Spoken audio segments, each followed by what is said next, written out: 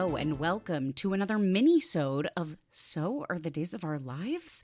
I am your host, Olivia Willis, and today we are talking about a unique thread, a topic, a theme throughout Days of Our Lives and soap operas, I think, in general.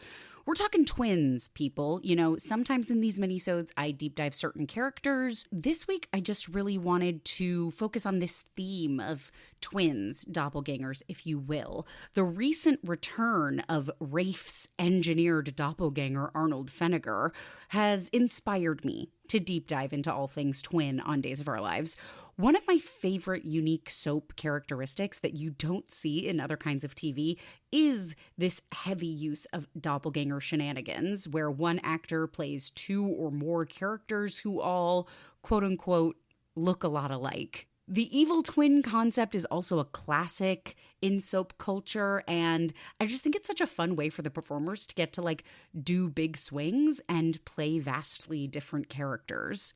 So we've got a couple of twins we're going to talk about in this episode. Let's dive in. Obviously, we have to start with the inspiration for this episode, Rafe Hernandez and Arnold Feniger. So in the 2010s, Stefano DiMera and his son EJ decided they wanted to genetically engineer a puppet that they could use for control and influence in Salem's police department. So they found a small-time criminal, a ne'er-do-well, if you will, Arnold Feniger.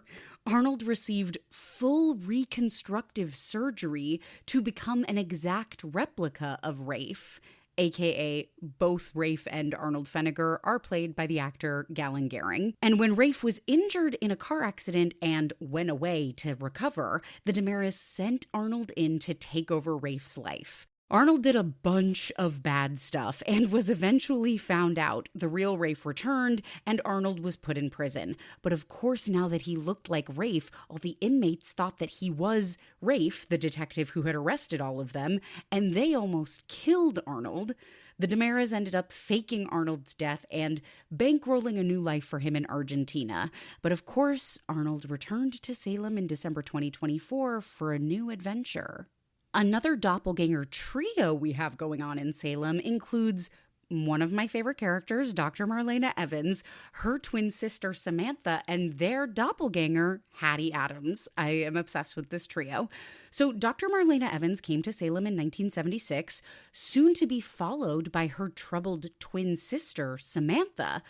Samantha was played by actress Deirdre Hall's actual real twin sister, Andrea Hall. So this was actually a rare case of the same actor wasn't playing twins. We actually had real twins playing twins. Iconic. Now, Samantha was killed by the Salem Strangler in the 80s, but that would not be the end of Marlena's twin adventures. Andrea Hall, the actor, returned to Days of Our Lives in the early 2000s to play Hattie Adams. Not a true twin, but a kooky lady bearing a striking resemblance to Marlena. Now, over the years, Hattie became growingly obsessed with being the same as Marlena, and eventually, they truly did merge forms. Andrea Hall retired from the show after her initial run as Hattie in 2001, and Deirdre Hall has pulled double duty as Marlena and Hattie ever since. Now I want to talk about Sammy and Eric Brady, fraternal twin characters, children of Marlena Evans and Roman Brady. Not evil twins, but they certainly represent the dichotomy of good and evil in the family. You know, Eric was a golden boy former priest. Sammy was just a chaotic evil lady running around Salem. Clearly twins run in the family because Sammy Brady then also gave birth to fraternal twins. We've got Johnny DiMera and Allie Horton. But these twins have a dramatic twist. Sammy's children, Johnny and Allie, twins with different fathers. Again, not evil twins, but a medical miracle nonetheless. Now, in another case of doppelgangers / lookalikes, we've got Bonnie Lockhart Kyriakis and Adrian Johnson Kyriakis, both played by actress Judy Evans. Judy Evans' first character, Adrian Johnson, initially came to Salem in the 80s and had a long tenure. She married Justin Kyriakis, gave birth to their son, Sonny, classic. There was a long break in the 90s and early 2000s where Adrian wasn't active on the show, so in the meantime, Judy Evans took over the role of a new character, Bonnie Lockhart, a brash, rough-around-the-edges gold digger, often embroiled in criminal activity. Now, Adrian eventually returned to Salem, and Judy played double duty with both characters. It wasn't until 2017 that they decided to acknowledge that Adrian and Bonnie, quote-unquote, looked a lot alike. Bonnie used it to her advantage and imprisoned Adrian so she could impersonate her in her life of luxury. Adrian died in a car crash caused by the evil Orpheus in 2019, and after Adrian's death, her husband Justin ended up representing Bonnie as her lawyer. Bonnie at that point had turned a new leaf and wanted to leave her villainous days behind her, and against all odds, Bonnie and Justin fell in love and got married. The rest of Justin's family was not thrilled to have to welcome Adrian's quote-unquote evil twin into the fold, but it seems like they're doing well, and I just love the fact that no matter what, Justin Kyriakis is going to be married to this lady who looks like this. Now, over in the DiMera family, we've got Stefan and Jake DiMera, both played by Brandon Barish.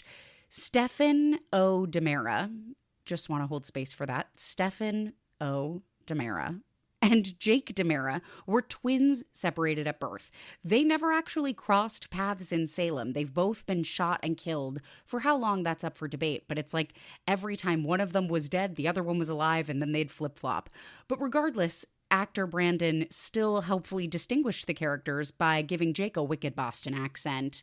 They're vocally very different. Their style is very different. Stefan is very suit. Jake is very leather jacket. And that's what I'm talking about. People range. Also in the DiMera clan, we've got Andre and Tony DiMera, both played by Tao Penglis. The story of Andre and Tony DiMera seems to be an incredibly dramatic tale of twin cousins.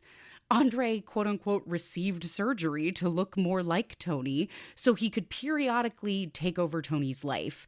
It sounds like they went back and forth, dying and coming back from the dead for many years before Andre finally kicked the bucket, and now we just have Tony hanging on.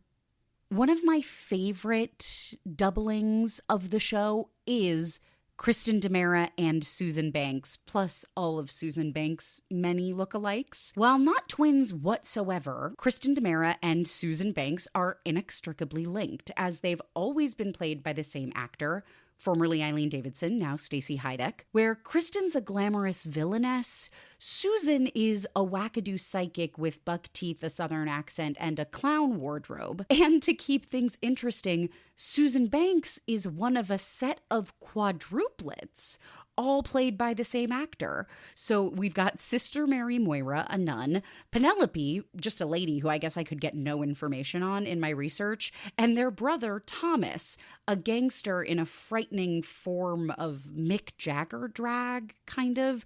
You have to go to my TikTok at Days of Our Live and see the visuals for the Banks quadruplets. It's really rich. Now, we've also got Hope Brady and Princess Gina von Amberg.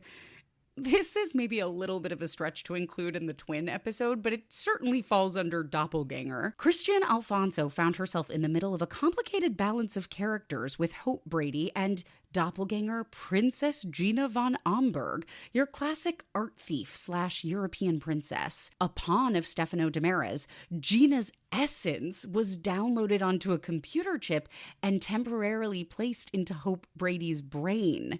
I mean, if I had a nickel for every time that happened, I'd be a rich woman. Years later, Hope had a delusion that she was Princess Gina, so Gina became the rare occurrence of a separate doppelganger and a dual personality of Hope's. Now I want to end on maybe the most bizarre of the stories that I came across when I was researching twins / doppelgangers in Salem. We've got Cassie and Rex Brady. This is so silly because I know of these characters, but I knew nothing about their origin. So I read this and I was like, this can't be right. After a meteor shower in 2002, twins Cassie and Rex were found half naked in pods, like Kyle XY or some shit. And I'm also like, they were adults? I'm so confused.